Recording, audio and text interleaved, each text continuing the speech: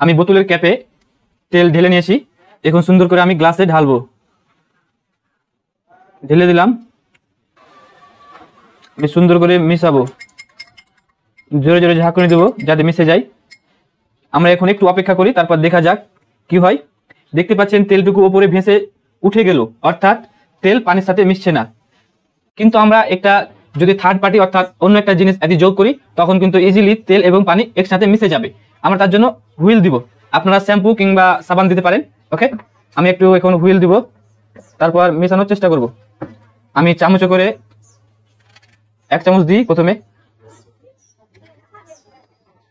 এখন আমরা মেশানোর চেষ্টা করি।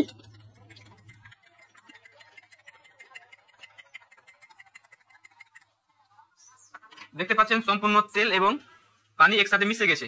ওকে, আমরা এই চামচটাকে যদি গ্লাসে এভাবে রাখি, দেখতে পাচ্ছেন পড়ে যাচ্ছে, এটা থাকছে না, তাই না?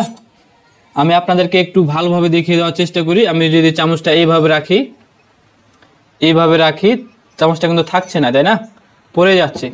কিন্তু যদি আমরা গ্লাসে পানি ঢেলে ভর্তি করি, পানি ঢেলে দিলাম,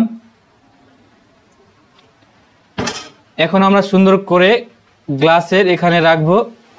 দেখতে পাচ্ছেন চামচটা থেকে যাচ্ছে, তাই না? এর কারণটা হচ্ছে পানির পৃষ্ঠটান।